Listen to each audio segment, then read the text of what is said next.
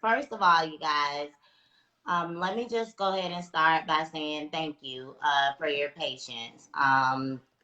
We had a little bit of technical difficulties, but we're here now. And so Mhm. I definitely thank you guys for coming back.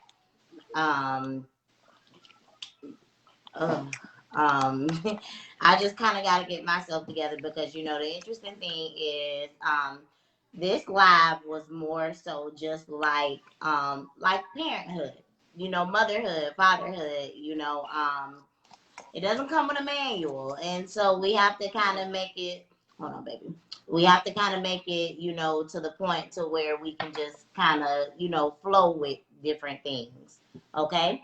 And so, again, we thank you for your patience. I done had my little BL, and we're good now. Mr. Tony, welcome. You look handsome. How you Thank doing? you, thank you.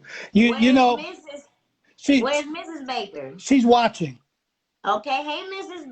Yeah, Baker. So she the first thing is, Mrs. Baker, let me thank you for allowing us to borrow your husband. We are a little bit behind schedule than no. what we, Mm. anticipated, but I do thank you guys for your patience. Yeah, Okay. yeah. And this is part of growth and development. And I think you figured it out now. So when you have people from around the country, then you guys will know what to do. So this was a good thing. This was Yes, Mr. it Tony, was a speak good that thing. in. One more time. Say that. Manifest that. People around the country. Yeah, yeah. It's gonna happen. So this is a test run. Oh, right. And Yeah. so I So definitely so appreciate yeah, everybody else yeah. that did that are watching with us. And Mhm. so Mr. Tony, if you could tell me a little bit about yourself, how long have you been a therapist? Mhm. Mhm. We'll start with that. How long have you been a therapist? Well, I've been in the field for about 25 years. Oh wow. I started working I'm 50 years old, so I mean I'm an old dude. Well, Um, no, well, not old. Not old. We ain't well, gonna say well, that. You well, seasoned. season. Okay, so I started out working as a case manager. I did that for a number of years, working with families that have Medicaid and things of that nature. Um, Took a break out of mental health. I was dean of students. For several years. I could have stayed there until the bricks fell in, but I decided to go back into mental health. So I started working with in mental health, substance abuse. I work with gay, lesbian, men, women, transgender, you name it. Pretty much, I work with it. I worked in the school system as a counselor, um, working in juvenile justice. I worked at jails, prisons, and things of that nature. And eventually, as I matriculated, once I passed my state board, I started my counseling practice once I became licensed. So, but all in all, I've been in the field for about 25 years. I've worked with, like I said, just about literally every nationality, um, different people, different problems. I've been fortunate to work with some Jacksonville Jaguar football players, some Oh business wow. executives. And I'm not saying that to brag. I'm saying that because everyone has problems.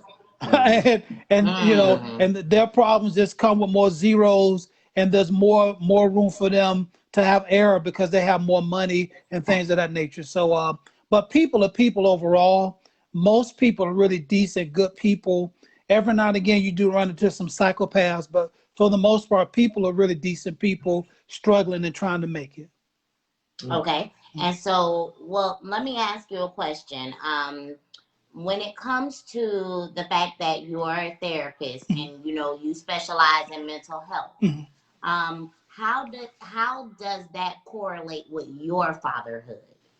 Well, it correlates with my fatherhood because you get some insight, and like many people watching this webinar, this live Facebook post, I grew up without a dad in my house. Mm. So for me personally, just trying to find myself, and like most guys, you try it with females. I wasn't a quote unquote player. I was always kind of shy. I was really afraid to talk to girls, so I was really kind of laid back, so to speak. But I thought if I found enough female, got phone numbers, that would help me to become a man.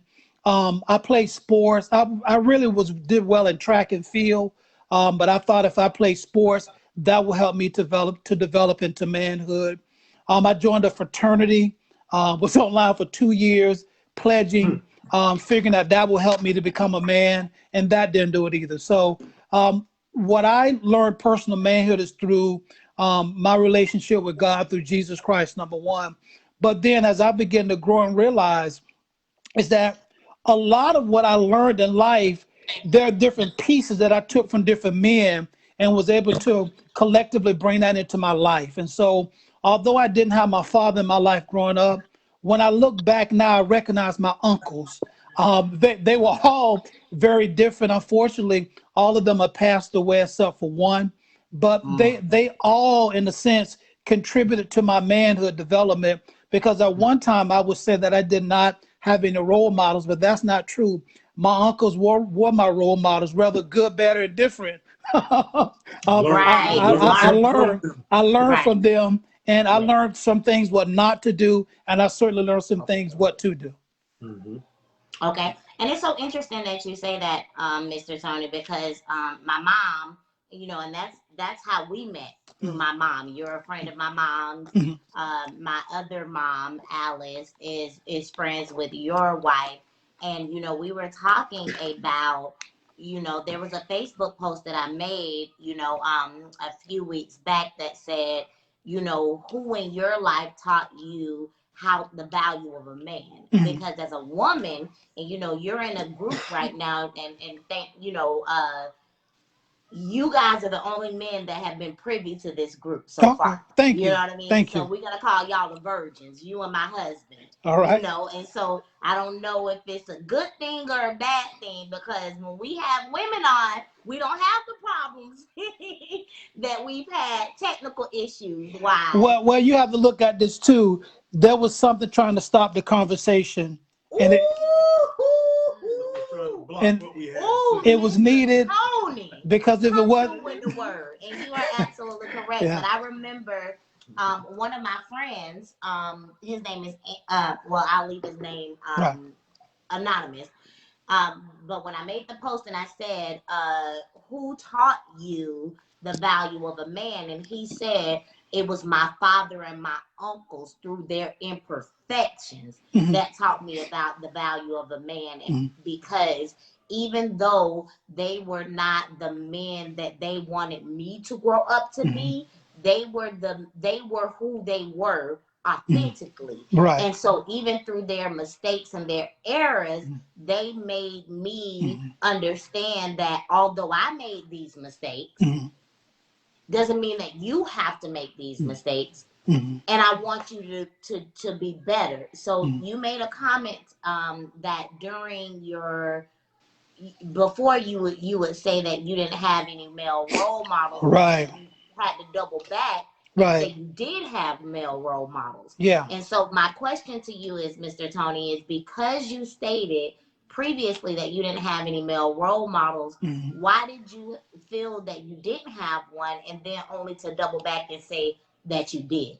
Because I didn't understand what I was looking at, and I didn't understand what I had as a younger Mm, man, not mm, recognizing the value that these men had in my life. And so, and mm, when I begin to look back and I begin to resonate on it as I got more mature, I begin to realize that each one of these men played a key part in my life in terms of my development, in terms of motivating me to be the best that I can be. But there were also other men. My old chorus teacher, he's passed away, Mr. Earl Thompson. right. My gym coaches, Coach Owen, Coach Mallory, Coach Lucas. I remember my biology teacher when I was in college, Dr. McLean. Donald Ford, who was a great example as I matured. Bishop Von McLaughlin was a wonderful example of a man of entrepreneurship. My father-in-law always encouraged me. He always taught me the value of being able to speak truth to power and be real with people. And Mm, eventually, my father and I did develop a relationship, and now he's a close friend of mine. I can talk to him about anything. Now, there are wow. so many other people I can name. Quentin Davis, who's also a deacon at my church, he's a role model that I look up to. So there are so many men when I look back and begin to recognize. One more man, I can't remember his name, but I know my buddy, Kirby Marshall. He and I went to junior high school together, and I remember his dad would always be to every game, every event, and that I remember that to this day, and that just planted an indelible impression on me that when I become a father, I want to be like Kirby's dad, to come to the Mm-hmm. game so I can see my son play live and so forth and so on. So, like I said, when I matured, I began to recognize that I did have examples in terms of positive black men, because the examples may be different in terms of culture, but for my culture, and there were some drug dealers. Yeah. Yeah. When I I was look going. back now, there's Yeah. some drug dealers that kind of will pull me away from certain things and say, Mm-hmm. you don't need to be involved in this. So you go over there. There were some guys in the hood who were in gangs, they kind of protected me and they shielded me from certain things. When I was a shorty, I grew up in Grand Park and Elmeda Street apartments. The Mm. apartments are boarded up now. But we would play football in the field, and like when guys would come from a different neighborhoods and try to be vicious, they would have the younger guys, me and some younger guys say, "Okay, you guys step up. We need to step up now," and because they would be fighting and stuff like that. So they sent us home, and we would kind of watch from our windows as they kind of took a vengeance, so to speak. So there was so many different examples, and like I said, as African Americans, our examples may be different from traditional examples in terms of manhood. Yeah. Right, and you're absolutely correct, but it doesn't diminish the examples that Not at you all. have Not at from all. a cultural perspective. Right. It just gives you different aspects of it. And so Right. so I want to pose to you the same question that I posed to my husband when Sure. we were having technical difficulties. How long have you been a father? My oldest son is 22. Oh, okay, 22. Yeah. Wow. Yeah, I have Okay. 4 kids, so yeah. Yeah. Okay, and what are the ages? 22, 21, 19, and 17. Okay, and how many boys do you have? I got two and two. I got 2 boys, 2 girls. Oh, you got the best of both worlds, Yeah, Mr. Tony. three of them are in college by the grace of God, and one will be graduating this year, and she'll be going to Yes. college. Okay, so let's go back 22 years ago. All right. Okay. So 22 years ago, when the mother of your oldest son said, "Hey, we're pregnant. I'm having a baby." Right. What was your first thought? Well, first of all, we didn't think we could have kids. Mm. Yeah, for a long time we were trying. Trust me, I was plugging away. But we didn't What you think say, we. Mr. Tony? It I, wasn't the lack of it effort. was no lack of effort at all, right? Okay. But I will never forget.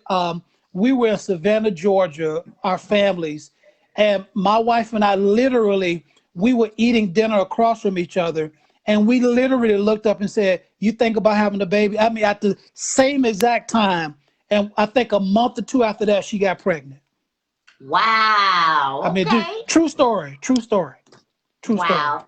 Okay, so a month or two later, All right. when your wife tells you that you're having a baby, what's your first thought? I was terrified. Now I let was me ask. terrified. Well, hold on, Mrs. Baker say that's TMI now.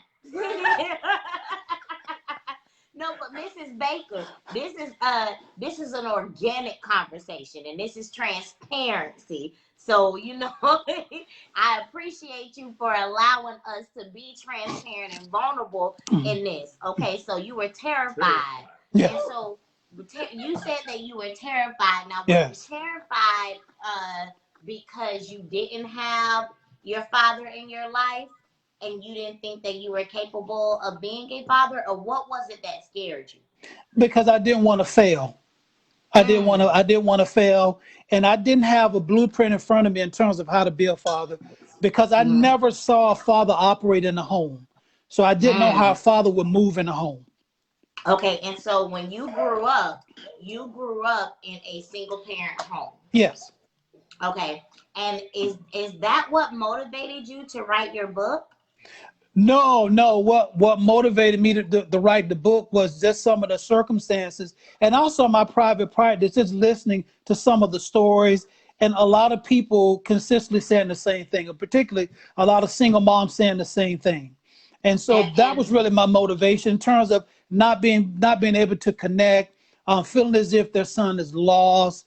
And when I begin to look back over my life, I recognize that I've gone through a lot as a young person. And so I said, you know what? Maybe someone will be encouraged and motivated that if I was able to come out on the other side, their sons can too. Okay. Absolutely. And so let me ask you a question. So when you, because your clientele, and not to disclose too much, but your clientele is mainly black men, black young boys. Actually, it's women and men. I would say honestly, about 50% men and women. Then I have Mm-hmm. married couples, and then I have young men.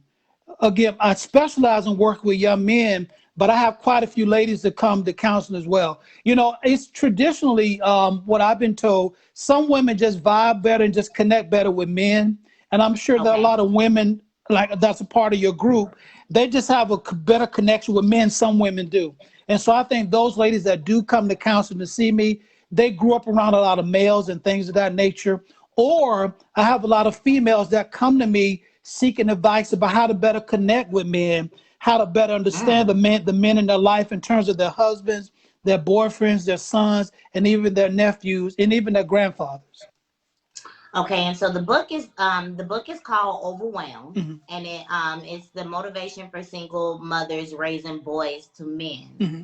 And as I shared with the group previously, Hmm. that you gave us an exclusive Right, right, preview to the book, right. and for that I do thank you. Absolutely. Um, Even there were some things when I was reading the book Hmm. that I was, as a married woman, Hmm. that I was like, oh wow, like I don't, my son is 13, Oh, wow. my daughter is 11, and then we have a 3-year old. She just turned 3 yesterday. Cool. But there were some things in the book that I didn't feel like they were there, that it was gender specific. Okay. I felt like it was parent specific. Okay. You know what I mean? Okay. Because like there is, and there's it's a couple of things that I want to point out in this book, Okay.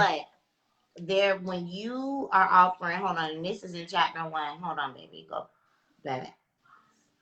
Okay, hold on. Terry, do me a favor while Marcus fills that. Let me see this. There was something that you posted, not posted, that you it was an excerpt out the book. Give me 1 second, because I screenshotted this Hmm. specifically because, to me, Mr. Tony, this spoke so much to Oh, me. And well, even thank though you. I am a married woman, I wish I would have thought about this when I was a single woman. Well, thank you. In the first chapter, Hmm.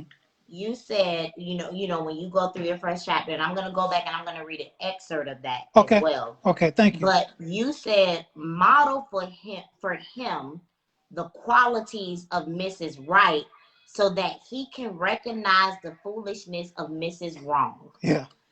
That, because that spoke so many volumes to me, and the reason why I say that is because that can be gender specific Mm. too. Okay. Because especially in our community, Right. we don't realize that there are other single fathers out there, just like there are other single mothers out there. Exactly. You know what I mean? And Right. so, depending on the role that you have, Hmm. we can switch that out and say model for her the qualities of Mr. Right, so Exactly. that she can recognize the foolishness of Mr. Wrong. And then for women, Right. you add the Mrs. in there. Right. And to me, that spoke so many volumes, Thank you. because Thank you. when we grow up, no, you're welcome, because that was a profound statement within itself.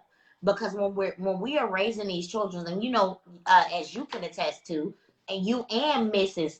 Baker can attest to, that parenting doesn't come with a manual. No, it You doesn't. know what I mean? Hmm. It's all, and each child is different. They are.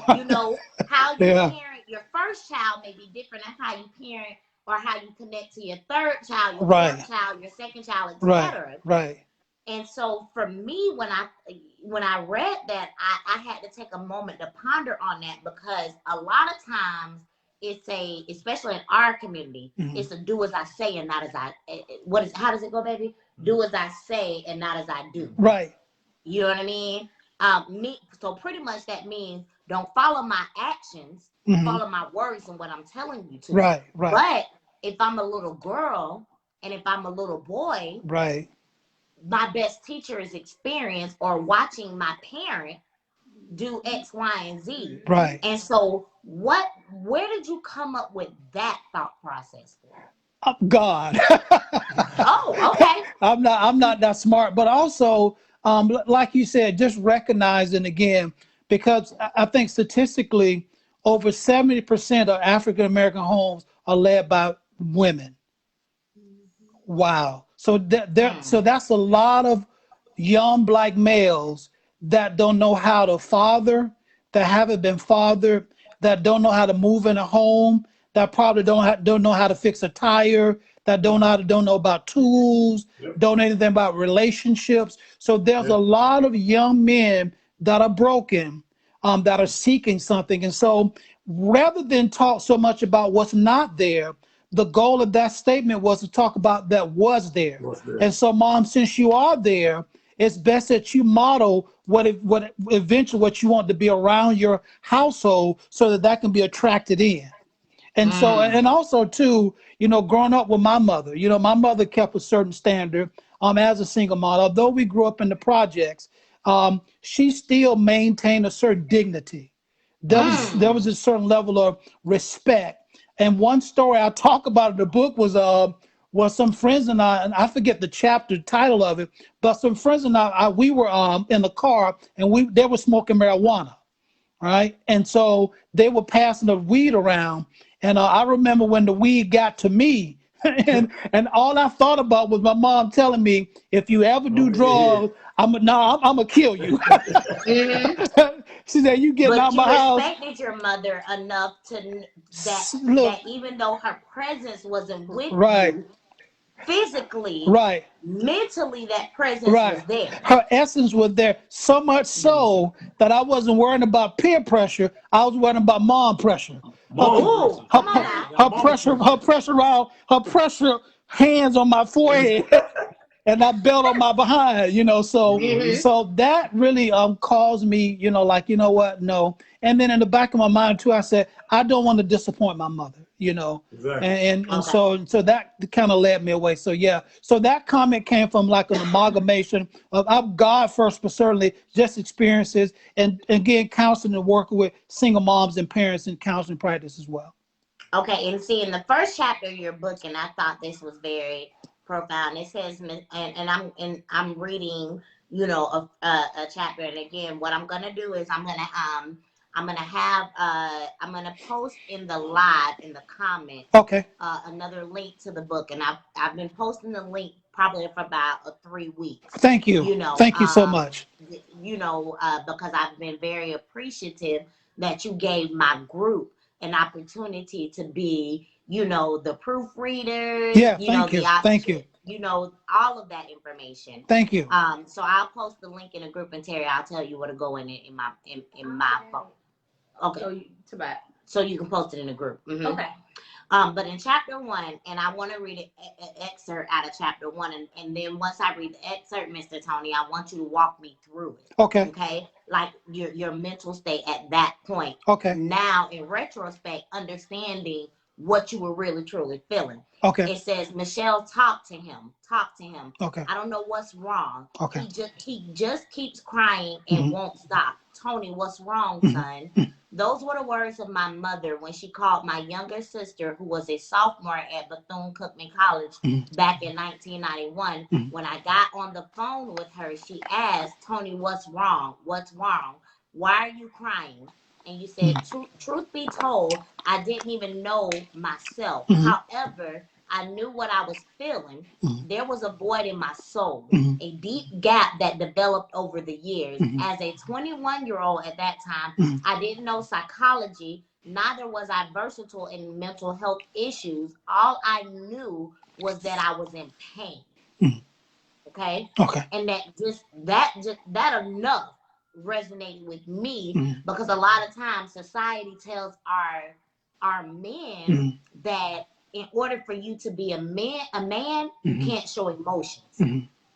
And in order for you to be a respectable man, Right. you know what I mean? You have to embody these emotions that you've been feeling as a child, but you can't necessarily share them, and you can't be vulnerable, and you can't be transparent. Right. And so when you were in that moment, was the first reaction for you to call your mom? No, I was actually home. So I was living with my mother. I was home. And Okay. so, and again, that is the reaction that a lot of young men that I talk to in counseling practice are dealing with. And they just can't put a finger on it. And as we begin to go through the process of dealing with their challenges, it leads back to the fact that their father's not in their life. Yeah. There's a proverb, there's a proverb that says, and this is so powerful, it says the glory of a child is their father. That word Mm. glory, that word glory means splendor or beauty. So the proverb could read, the beauty of a child is their father. The splendor of a child is their father.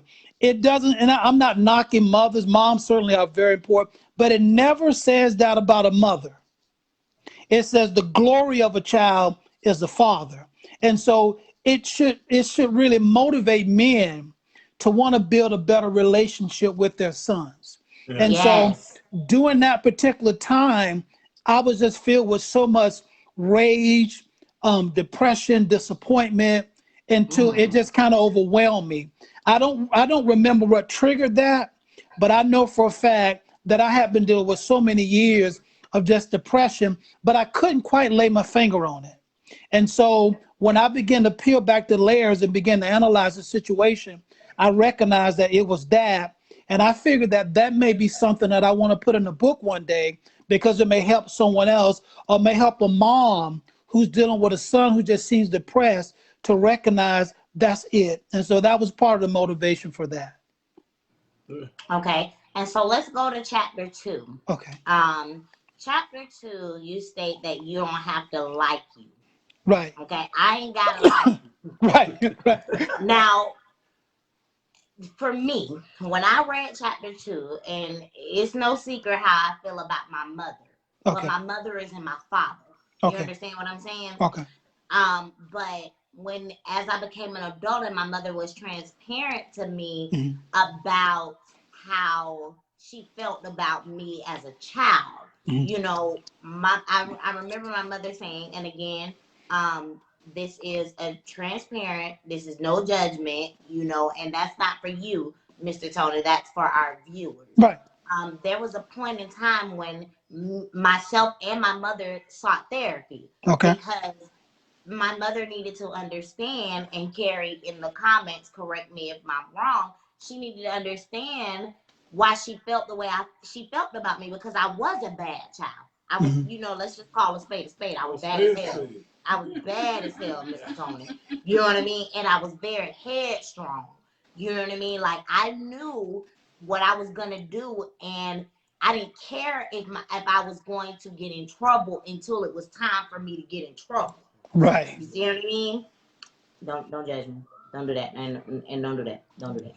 And so, with that being said, I remember my mom telling me one day, she said, when you would speak to me and you would say good morning to me, um, that it would make my skin crawl. And again, mommy, if I'm like, correct me if I'm wrong, if I'm Mhm. not saying the right thing. Mhm. And so when I was an adult and she told me that, I felt some type of way, because to know my mother is to know that she has a love affair with her children, Mhm. and to know that I was so bad that the mere essence of me speaking to my mother Mhm. made her skin crawl. Mhm. And one thing, about society and mothers, society tries to paint that mothers, Mhm. that motherhood is glitz and glamour. You know Right. what I mean? And that, what they say, mama's maybe, mama's baby, daddy's maybe. Right. So that saying within itself Mhm. says that the mother is always going to be around, but the dad's not. Maybe the dad will be around, maybe the dad won't. So Right. I say that to say, for a mother to be honest with herself and say that my child's behavior is so unfathomable that I do not like her. Hmm. You know what I mean? And Hmm. one of the things that my mother told me is that the best thing that the therapist told her was that it was okay. That it was okay for her to feel that way. Right. And Terry, mommy just commented and said therapy was the best thing that I ever did. I was a young mother and I had a hard time understanding why I did not like my child. What's the rest of it? That's it. No, it says Seymour.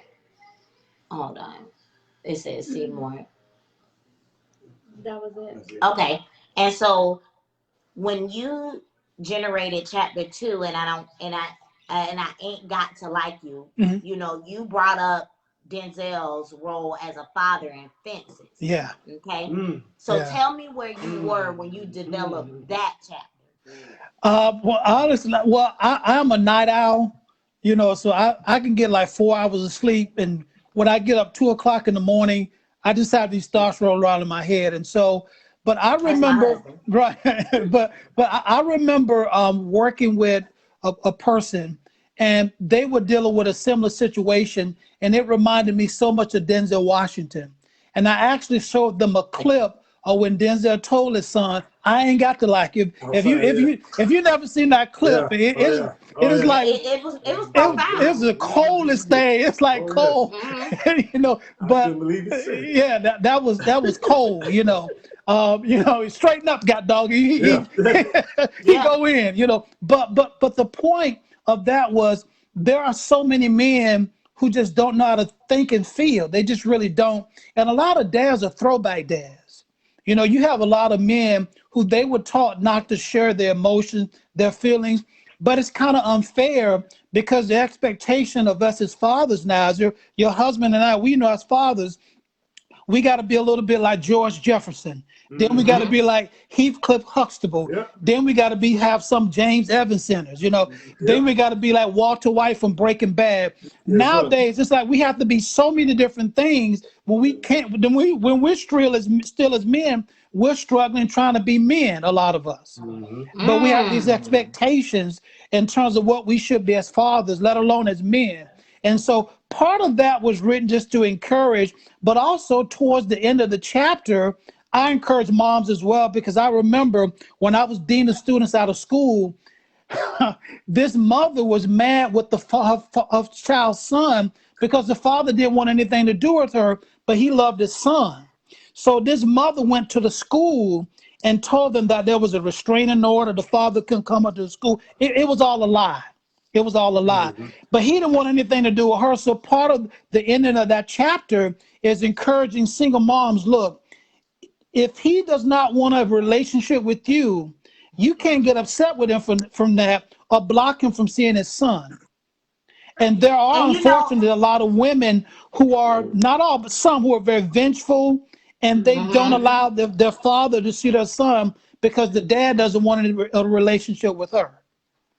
Yeah, and that's exactly, and that brings me to one of the parts that you say in chapter 2. You say visualize the relationship as you desire it to be. Right, I think that was a very profound statement as well, because the type of relationship that you desire to be right, in can alter your view of the man that you want in your life to be that father figure for your son. right, You know right. what I mean? And so that was enough within itself. I think that was, something extreme. And then one of the other things that you said is warn him about the real consequences of life. Yes. Because I know that sometimes being a single mother, because I had, and I don't know if I should call it a luxury,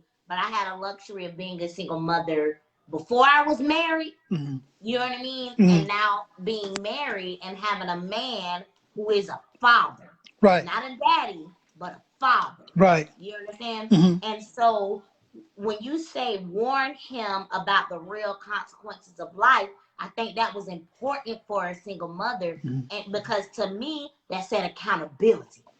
Right, right. That too. And also, a lot of moms sometimes, and my mother did this too.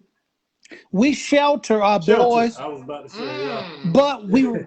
but single moms shelter their boys, but they raise their daughters. Raise the daughters. Yep.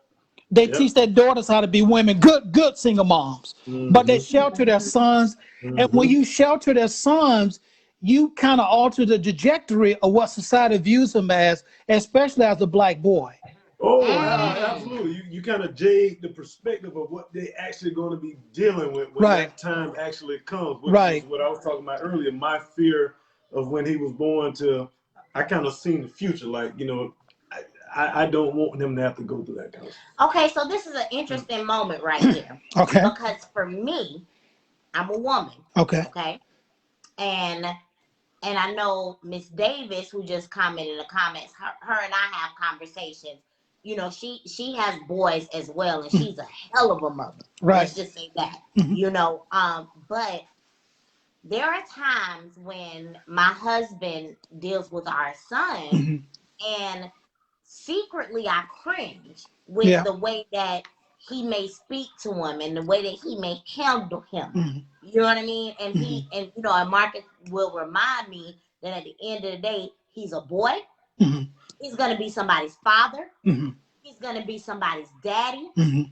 And there are certain life lessons that he needs to learn. Mhm. And so from two men's perspective, Mhm. you guys say shelter Mhm. and I say protect. Yes. Yeah.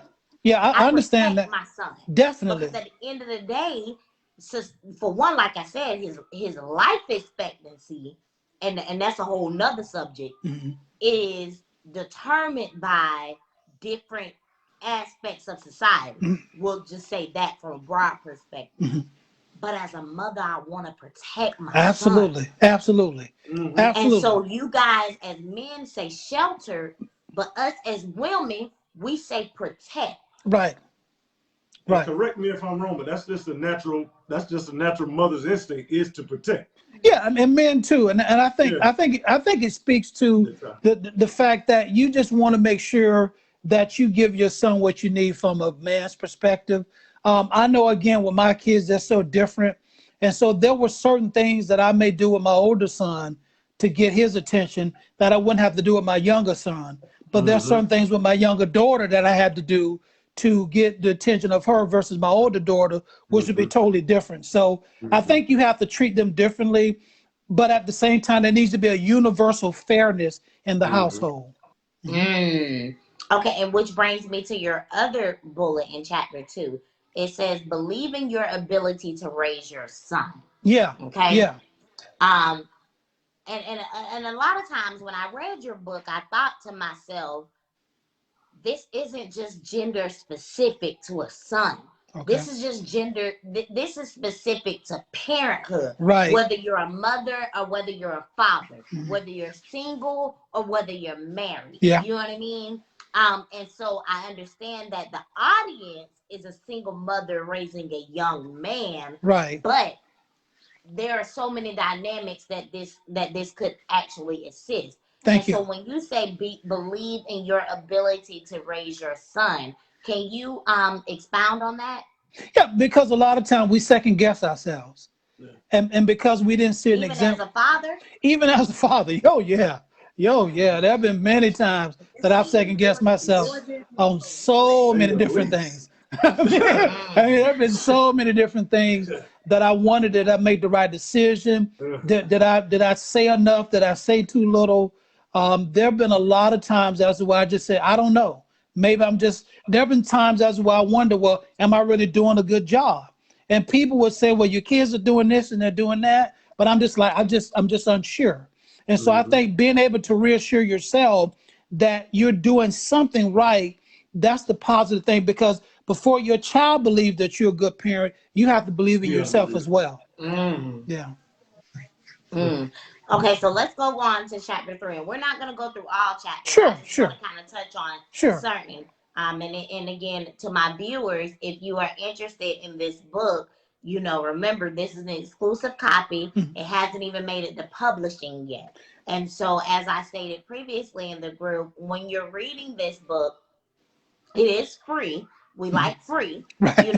but what the charge is that because it has not been to a publisher, Right. when you're reading it, Mhm. if you see any typos or Right. anything like Right. that, Right. make sure you email myself. Right. And if you email me, I can forward it to Tony so Right. that Tony can correct it by the time that it goes to the publisher. Right. Okay. Right. And so in chapter 3, you say the title of chapter 3 is "What You Tell Him Must Be Tested." Yes. Okay. And I just want to read the first paragraph.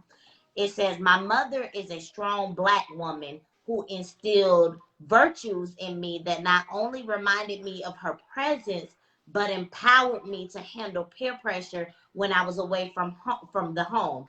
I remember her telling me about how drugs and how bad they were. Along with that, she promised to discipline me if I ever touched that stuff. And well, actually, she said she'll kill me." So that brings it into what we were talking about earlier Right. about that particular chapter. Mhm. So when you wrote this chapter, did you go back in your mind to that very point when you were in the car?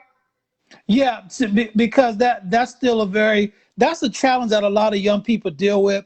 But I think peer pressure is like on steroids now, Oh, because they have so many other things social that's coming media. at them, particularly social media, because we didn't have that back in the day. And someone said they wanted to see you, you saw them and you did what you had to do. But nowadays, Mm-hmm. someone can threaten you to the point psychologically, as it were, it's like you can't escape from them because you're always on social media. So, but this was something, again, an example of how, as moms, I know there may be husbands listening as well, but if you continue to put the There's only 2 virtues, husbands on this live. okay, well, as moms, if you continue to plant the seeds in them, remember, certain trees grow faster than others. Certain things take root quicker, faster, and deeper than others.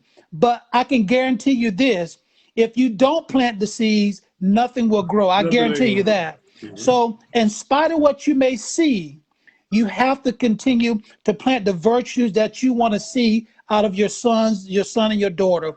Don't give up on them. Don't get discouraged, because they are receiving it. And there were times in my life growing up, and there's times even when our kids, as where it seems like they're not listening, but time will tell when they're listening, because they'll come back to you with the lessons that you taught them. So keep sowing the seeds in their life. Okay, which brings me to this one point here in the book. It says, help your son to understand the power of delayed gratification is a key step towards manhood." Oh, yes. That's a big one. Oh my God, please expound on that. Brother Brown, you want to say something on that? Especially in these days, that instant gratification, everybody wants it. You want it now. Yeah. You got to understand that, especially like I said, the ones I do, you got to understand that it doesn't necessarily happen right there. Be patient. It's the Yeah. only thing. This is what I can say. That's one thing that I learned. Like I said, it took me, I would say, probably into my mid 20s to even realize that. And that's what, having role models, having my father now. So yeah, that's a big one. Yeah, and I think too, along with that, what Mr. Brown said, along with that, it is so easy to get caught up in quickness and fastness, and everything that's centered around our lives is based upon fast. Right now. I remember when the internet first came out, it would be the you know, I remember yeah. And so it took about a minute to get online, right? Then we sped it up. But now listen, if we don't get online in 5 seconds, we're tripping. We're like, what's wrong with Bob? What's wrong? It's like we've gone from 1 minute to 5 seconds, and it bothers us so much. So everything has been sped up, but processes and opportunities.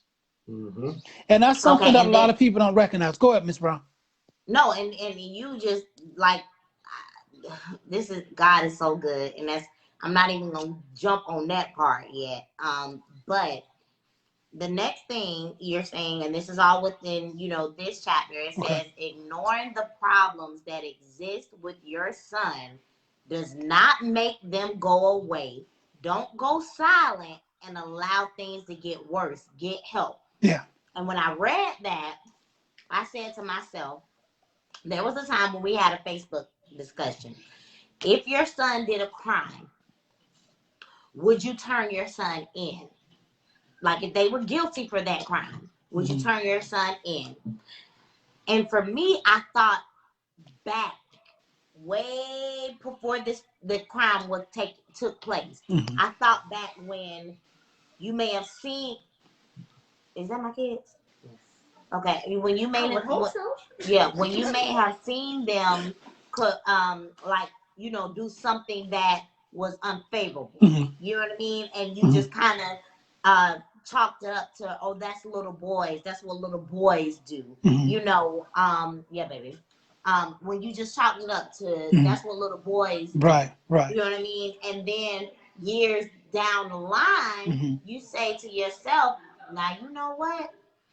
When he was killing cats, I should have understood that there was a bigger issue at hand. And so kind of walk me through what you say to that. Yeah. So like you gave that good analogy. And I think too, one of the things that we deal with is sexuality. There's so much promiscuity on television all around us. And I think that being pure is kind of a invaluable situation that we have. And I think also along with that, innocence is not valued anymore. There was a time when innocence was a value and a virtue. That's not valued anymore. And because everything is so sexualized now on television, we normalize so many different things. As kids, young people are seeing kids like tongue kissing each other. When we were growing up, we never saw stuff like that on television. I've talked to parents who little boys in the bathroom with boys and they're touching on each other, and there's some misinformation about things of that nature. So I think when you begin to see problems of that nature, you can't ignore those things. If you have a child that is very aggressive, overly aggressive, to the point as to where he's always fighting and punching people as a little kid, that's something that you can't ignore. If your son is grabbing people, whether it be male or female, if he's grabbing people inappropriately, those are things that can't be ignored, because if those things are tolerated and celebrated, they'll be duplicated, and that's going to cause him a lot of problems as he gets older. Which brings me to another point that you make in the book. You say love him, but remember to hold him accountable. Don't allow his charm, charisma, or cries to prevent him from receiving the consequences that he deserves. Yeah. Okay. And a lot of times, I know I'm guilty of this with my godson, and I'm guilty of this with my own son. I may have intentions on saying, I'm going to hand your such and such to you because I need to hold you accountable. You know what I mean? And the way that we hold our daughters accountable for their sexuality or the expression of their sexuality versus the way that we hold our sons accountable for the expression of their sexuality is different.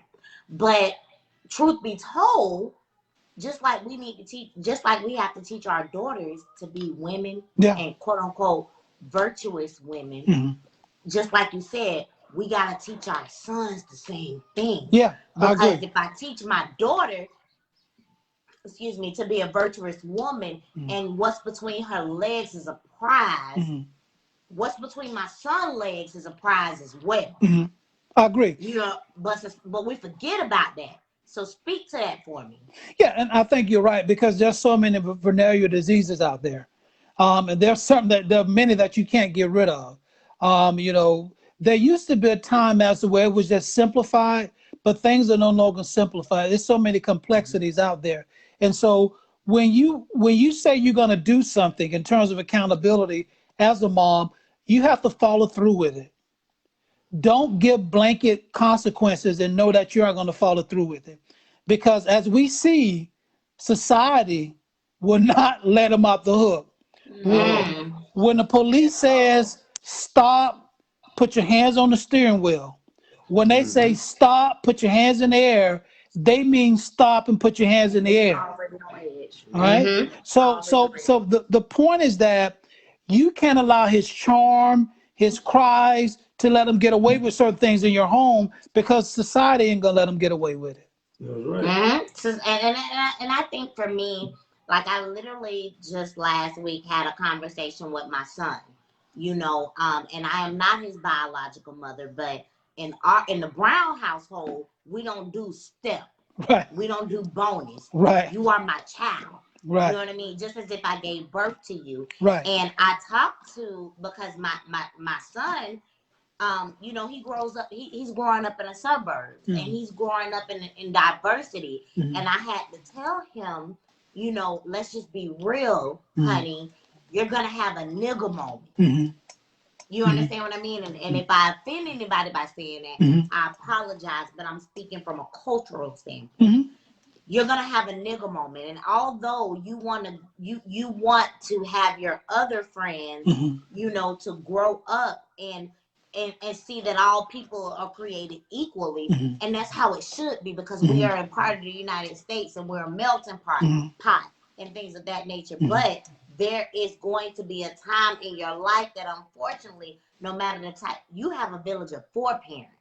You know what I mean? Not everybody has. Some people just have 1 parent, but you got a village of 4 parents. And so there's going to come a time in your life when society is going to remind you that you are a nigger, N-I-G-G-E-R, based off of what the prejudice is. You know what I mean? And it's my job, me and your father's job, and your mother and your other father's job to prepare you for that. And so when my son, he said, "No, mama, no, Shan, everybody is created equally." No, that's what we should think, but you're not created equally according to society. You understand what I'm saying? And so there's going to be a time in your life that society is going to remind you that you a nigga. And it's going to be up to you to decide how you're going to push back on that idea. You know what I mean? And so, which brings me to my next point that you said in your book. It says, whatever crowd or culture your son is accepted into will become his influencer. He will either attract them as a leader or walk with them as a follower. Okay? And so, even with that statement, because at the end of the day, I'm sure when you grew up, when I grew up, when Marcus and Terry grew up, we heard it's too many Chiefs and not enough Indians. Okay. You know what I mean? Somebody's going to be a follower. Right. Somebody's going to be a leader. Right. So when you made that excerpt in your book, tell me where you were coming from in that part. Looking at my kids as well as other people's kids, you begin to recognize patterns. I know my wife and I, we were able to recognize when our friends were hanging around a different group of people based upon their thought process, how they spoke, how they dressed, how they went about their life, and how they carried themselves within our home. We begin to recognize that. And we also recognize that not all of our kids are leaders, and that's okay. And I want to encourage parents, your child does not have to be a leader to be successful, right? You can be extremely successful and not be the leader. But it's important for your child to recognize that whatever group of connection that they build, that's going to be the influencer. And so you just want to make sure that you give them guidance and wisdom in terms of the type of people to connect to. And I want to go back to a comment you made, Shan, you mentioned about, our heritage and our culture. One of the things that we taught our kids early on is, as a Black person, you never have to ask for attention. You always got it. You don't get it. You don't have to be loud. You don't have to say anything. As soon as you walk into a room, you'll have everybody's attention. Just walk in the room. So all you have to do is conduct yourself properly, professionally, and do the best that you can do. But you're never lacking attention. You will always have attention. And so when keeping that in their mind, they begin to recognize that their behavior is paramount in terms of their success. Absolutely. And it's so interesting. And so we're gonna go to chapter 10. Okay. In chapter 10 is the drug dealer, and I'm just gonna read one paragraph. Okay. It says, "I grew up during a time when drug dealers were like gods. Oh yeah. I can remember seeing them at clubs wearing all of the jewelry, and the girls seemed to flock to them. Like most guys, I wanted to be popular with young ladies, So I tried to do what they did. No, I never actually sold drugs, but I did try to copy their style and their flair. I would find gold candy wrapping paper and put that in my mouth as gold teeth. Let me ask you a question. Why did you want to emulate them? I know you state that in that paragraph, but go a little deeper for me. Yeah, because they were getting attention, and I think for a lot of our young men, the kid that I'm most concerned about is the kid that's the average C student kid, because those are the kids that kind of get swept under the rug. Yeah. They don't get the attention as the athlete, and even the smart kids, they get some level of attention, not as much as the athlete, but it's the kid that's kind of in the corner. It's that kid that's kind of to himself, that's kind of always kind of isolated. The kid that has a problem with connecting with people, connecting with peers. He may not be bad per se, but he's lonely and he doesn't know how to express himself. Those are the young men that I've got a lot of concern for, because they carry a lot inside of them. And a lot of times, because they don't communicate their thoughts and their feelings, when they come home, it's like they're quiet, they don't say anything. They're not causing trouble, but then there's something going on and you can't quite put your hand on it. They aren't failing school, they're barely passing, but it's just something just not right. And I'm pretty sure there are a lot of moms that are listening to this chat and they're saying, there's something, he's not bad, he's not acting out in school, he's not getting referrals, but I just know that there's something not right. And so for a lot of our young men, a lot of times, like I wasn't a good student. I was a decent athlete. I was fast back in the day, but I wasn't a great athlete. I was kind of in between. And so I did things to get attention. And so that was one of my ways of getting attention, is to try to put the gold wrapping paper in my mouth. I felt that like this right here. You know what I'm saying? You know what I'm saying, girl? You know what I'm saying? And then the paper will fall out. Emulating, because that's what you saw, that the girls responded to that.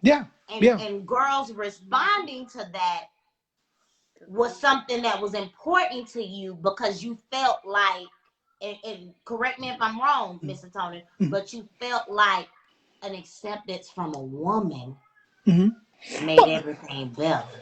Yeah, I mean that too, and also the attention of some of your peers. Yeah. Your peers too.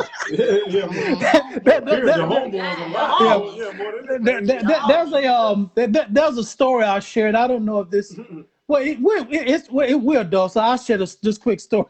Oh Lord! Now remember, Mr. Tony. No, I know. See, it's cool. It's on me. It's embarrassing me. It's me. So when I was in the I think I was in this. I was in the second grade, and I lived on the east side with my grandmother growing up, and I remember I found this Polaroid picture, and it was a naked picture of a man and woman, a picture of a man and woman that were nude on the picture. Right now, I saw the guy's pubic hair. I never knew pubic hair. I didn't know. I didn't have any in the second grade, and so I'm like, oh, what's this? And so So I remember, like, I want some of that, So I want to be a woman so bad. I want to be a man so bad. And so what I did was, so I had a little small afro, and so one morning I was combing my hair, and I said, I looked at the comb. I said, you know what? I said, okay, I'm gonna do that. So I got some Scotch tape, and I was taking the hair. And I was putting the hair off, and I was taping the hair down on my pubic area. And so when I went to school, the teacher would call us by name in the bathroom. My last name was Baker, so I was always first. But all my friends' name was like Richardson and Williams and stuff like that. And I want them to see my new growth. I want them to see this. Wow. And so I remember I said, the boys, they're going to be impressed. And so I waited, and the teacher was like, Merlin, why are you taking so long in the bathroom? I said, I don't know, my stomach hurt. I'm standing at the urinal. So my friends walk in, and I turned, like they can see, and that was like, they said, oh man, Tony got that joint, God dog. And as I was, listen, that's not, here's the funny part. So as I was talking, I'm sweating. The Scotch tape start falling off and the hair start falling off. And so my boy started saying, "Something wrong with you, man. You crazy. You flicked it, man." And I'm like, "No, man, no." And the teacher came in there and she gave me a referral. She sent me to the office with part of pubic hair taped on the thing. And the principal, I went in the principal's office, and the principal looked at me. He had his paddle. He just fell out laughing. He said, "You're gonna get it one day, man." He said, "Go home, man." He But said, it "Go is on your back to class." desire to be a Yeah, man it that was, made you yeah, do that, and yeah, which brings me to my point, right? And it's just like one of our commenters said that I stuffed my tissue, but hold on, baby, your phone about to die. But there was something that you said, and hold on, let me go back to the page. You said one of the most important things that you can do is teach your son about self-worth. mm, And a lot of times we teach our daughters about self-worth, mm, but it's not too often that I've heard that we teach our sons about self-worth. right. Speak to me on that point. Well, I think we need to build our boys up and encourage them. And one thing that we can't do is we can't be susceptible to the fact of saying, you know what, a comparison. I think that's a Mm-hmm. very challenging thing that some parents do is comparison, not even to other kids in the household, but other people in general in terms of how things should be. And also we got to remind our boys too that your self-worth isn't necessarily your net worth. Okay. Come on now, you better speak it. Because it's not so much about the money that you have or what you've accumulated that makes you a valuable individual.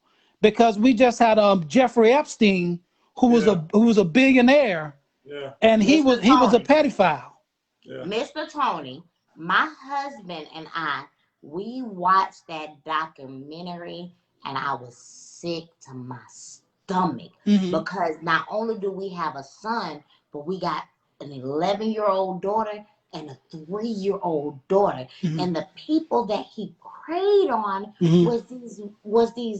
these little girls, and I have to call them little girls because Yeah, they were not. And yeah, I ain't even gonna get emotional because I get emotional, and Marcus is tapping me under the chair about it because about them little girls, I right, feel some type of way.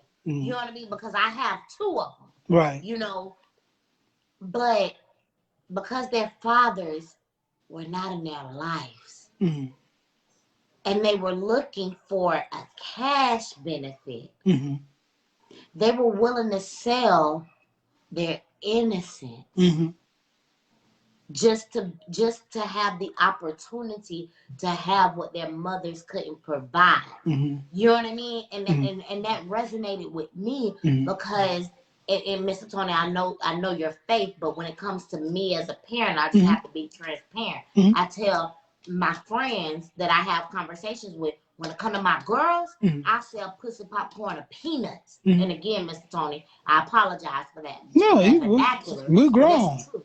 We're When it comes to grown. my children, I Hmm. sell pussy popcorn and peanuts to make sure that they don't have to do that kind of stuff. Hmm. You Hmm. understand what I'm Hmm. saying? And Hmm. so to know, when I look at the young ladies that Epstein was able to brainwash, Hmm. they were missing not a mother, Hmm. they were missing fathers. Yeah, and I want to say something, Chan. Don't apologize for being you.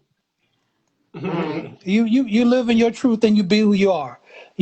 But I just think we have to continue to encourage our young men and not compare them because there's so much information given out there about athletes, and there's so many young men that will not make it into the professional ranks. And so I think we need to encourage and guide them to other professions and other careers and not I have them agree. isolated on just sports because there's a very small percentage of young people that make it to the professional ranks. Yeah. Yeah, and if you look in the comments, my mother just said, and that's one thing I can say. My mama used to always tell my brother, Hmm. TJ, that you are an IBM, an Hmm. intelligent black man. And so Exactly. because you are an IBM, you have to govern yourself accordingly. Yeah. You understand what I'm saying? Right. It's not okay for you just to, adapt the drug dealers' Right. habits. You Right. understand what I'm saying? Right. But at the end of the day, you are an intelligent black man. And the fact that your intelligence, it threatens society because if we want to be honest, from a slave perspective, they used to say if you want to hide things from a black person, you put it to them in black and white because black people don't read. But there was one thing that I wanted to touch on. You said that in one of your books, it says as he get older, his peers will influence his decisions more than you. Make sure that you have placed enough inside of him to be influenced by the right people. Right. And that also ties into the faith aspect that you mentioned in the book. And so at this moment, Mr. Tony, what I want you to do is I want you to talk to the single mother who is not motivated. I want you to talk to the single mother who is disenfranchised. And I want you to talk to the single mother who other people are judging the way that she parents, but she don't have a manual and she's raising black men. So I want you to speak to her right now at this moment. Sure. So again, Mom, if you're listening to this, you're looking at a guy who had a lot of challenges in life. You're looking at a guy who comes from a single mother home that comes from the east side of Jacksonville, Florida, on Florida Avenue, First and Franklin. You're looking at a guy who grew up in Almeda Street, Grand Park Apartments on the north side of Jacksonville. So I didn't come from some wonderful background. You're looking at a guy who grew up without his father in his life and for so many years felt disenfranchised, felt like a failure, felt inferior, and felt as if he couldn't make it. And what I began to realize and what I would encourage you to do is, number one, if you are listening to this webinar, this broadcast, even if you listen to the delayed part, I want you to know that if you are alive, that you can make it, that you can change, that right now you could begin to move forward in spite of all the past mistakes that you made. You got to understand, my sister, that at the time when you were parenting or what you were doing the best that you can do. So you can't fault yourself and you can't feel guilty for parenting the best that you can do. But now that you recognize that you have a greater self-awareness, if you know better, that you can do better. And now is your time. This is your season. And I know for a fact that there are great things for you. But you got to begin to surround yourself with a different group of people. Don't be afraid to stretch yourself out. Don't be afraid to connect with others that you never thought you could connect to. I want to encourage you to educate yourself. There's so much information out there for you to take hold of. And I want to encourage you to do so. Don't worry about your past mistakes because your mistakes will take care of themselves. What I want to tell single moms is this. When you led by your feelings, you will always crash. So feelings first will always falter. Let me say that again. Feelings first will always falter. You can't be led by how you feel. You got to be led by your faith and what you know and your wisdom. You got to use that aspect of your life. Sometimes you're going to have to make powerful decisions in spite of how you feel. And you may not feel like making the right choice, but always remember, every time you make the right choice, that empowers you to make the next best choice. So I want to encourage you to do that today. And I want to encourage two more things. Number one, if you need help, I want to encourage you to get help because there's so many wonderful therapists out there. If you do have insurance, you can ask your healthcare program about your EAP. That's your Employee Assistance Program benefits. And with EAP, you can get anywhere from 6 to 10 sessions free of charge. It won't cost you anything. And I want to leave you with a comment. And my comment is this. If you aim too low, there's nowhere to go. But if you aim higher, you will reach your desire. Yes, sir. And Mr. Tony, at this moment, I really am trying to fight back tears because I'm so grateful. I'm so grateful. I'm grateful for this moment. We've never had a man in our essence. Thank you. You know what I mean? And so not only do we have a man in our essence, we have two men in our essence. And I wanted to have, two fathers who I believe in. Thank you. You and Thank I won't disclose your personal relationship to my family. Sure. You know what I mean? But then my husband as well. Yeah. And you know, you a lot of times as a single mother, we only have the view of our inside village Mm-hmm. and what our baby's father is. Mm-hmm. You understand what I mean? And Right. sometimes we look at other men Mhm. like we look at our baby's fathers. Right. And it was important for me to have you and Marcus on Mhm. to show other single mothers Mhm. that if you keep pressing, there are good men out there Mhm. that will love your children just as if they came from their scrotum.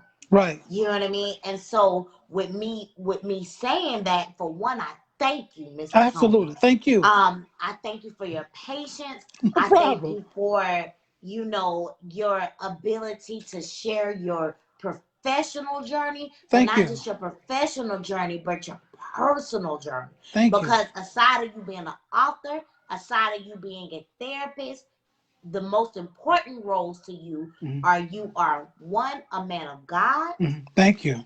you are a husband, Mhm. Mhm. and then you're a father. Mhm. Mhm. You know what I mean? And Yes, so ma'am. those three things carry weight within itself. Thank And you. so I'm gonna pose this ending question to you and Marcus. Sure. And so as a man, Mhm. you know, single mothers, if they've had the bad end of the Mhm. stick, because I was this single mother, Mhm. sometimes you can look at fathers and categorize them as the same thing that your baby father is. Mhm. Okay? So when you as a man and you think about motherhood, Mhm. what in your correlation to fatherhood, Mhm. what can you give a single mother that is unmotivated when it comes to fatherhood? Mhm. Oh, Brother Brown. Okay. To stay motivated, stay encouraged, Mhm. have faith that you can get your son to a point to where you want him to be an outstanding citizen.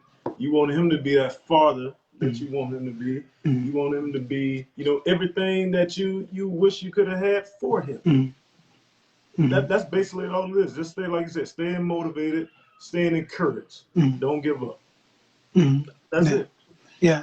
And you know, along with that, you know, I just want to encourage moms that I see so many single, very successful Black men in my private practice. They're out there. Trust me.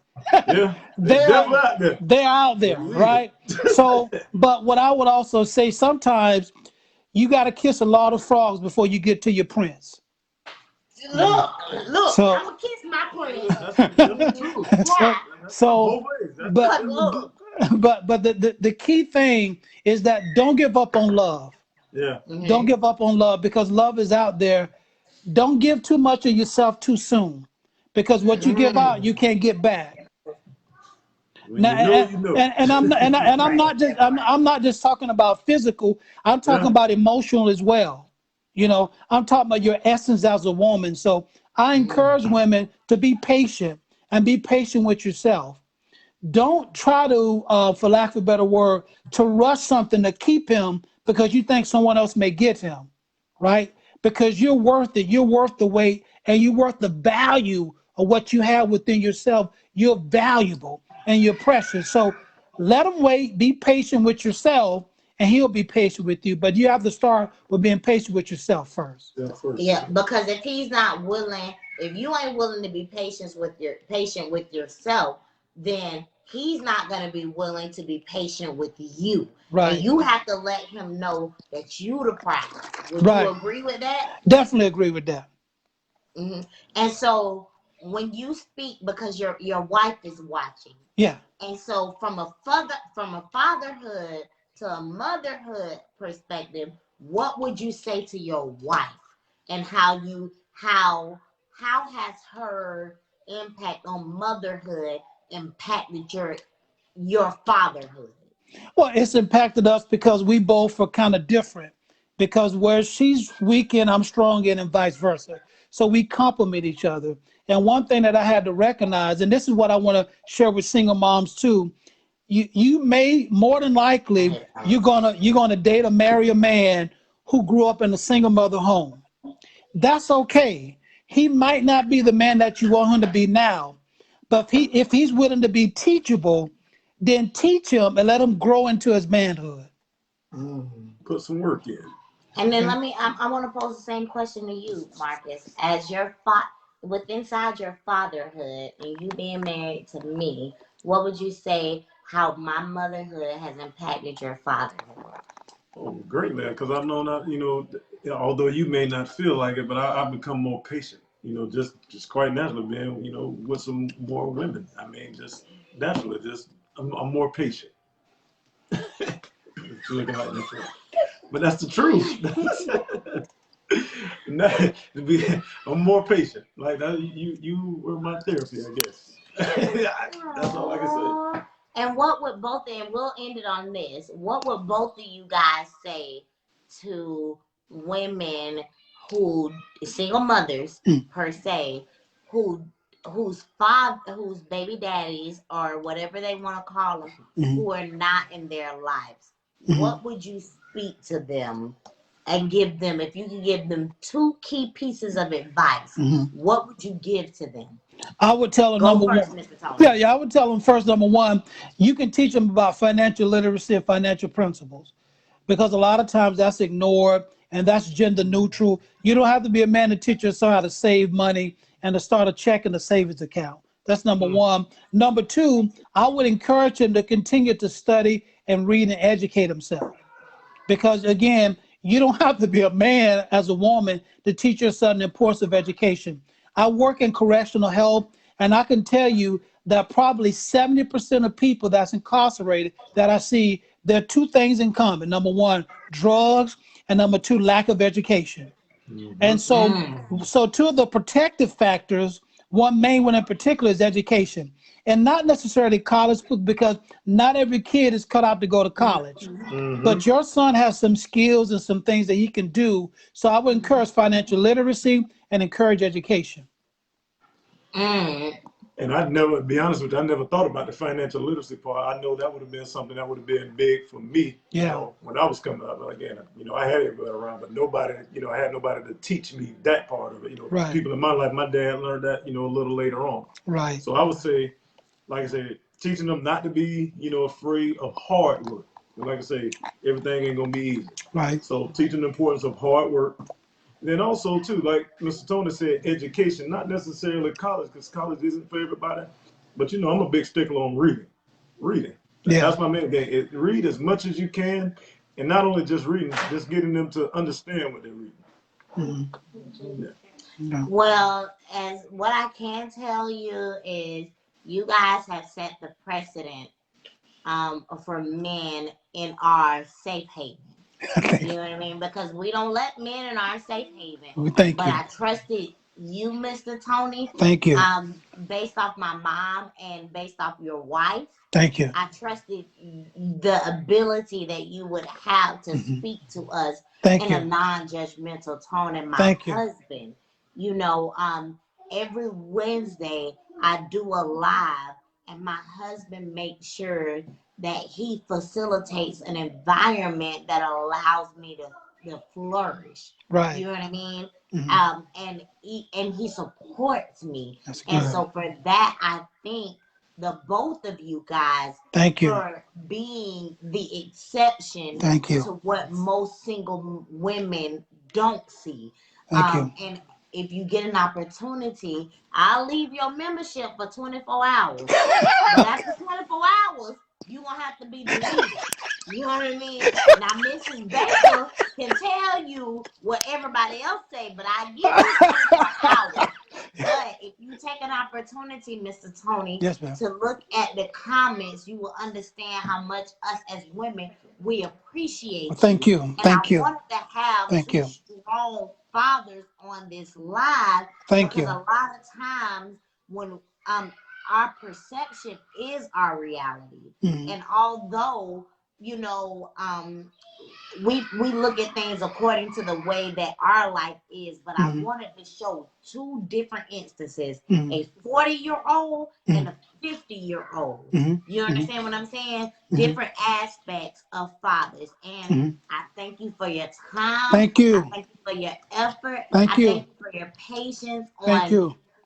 allowing us to get this set up together. No, no And you problem. helped me, believe it or not, because you made me realize the spiritual aspect of it. There was a reason why I didn't go as planned as I thought it was, Mhm. because you know the enemy didn't want us to be able to have this particular conversation, but I'm Mhm. glad that God prevailed. Mhm. And so that I thank you. And to Absolutely. my Thank you. husband, baby, I love you and I thank you for supporting me in every aspect. And I thank you for being the father that you are to our children. And I love you. What, Thank what, you so what, much. what, Sean and Brother Brown is President Media, my brother. We'll see each Yes, other sir. on the other side. Thank you so much. Thank you, Yes, guys. sir. I really appreciate it. And I talked to my wife. We'll look at the comments and I'll text you a little bit later, my sister. But thank you so much. I appreciate it. All right. I love I y'all. love y'all Good too. night, you Y'all be guys. You blessed. guys have a good night. Okay, Thank you you. too. Goodbye. Bye bye.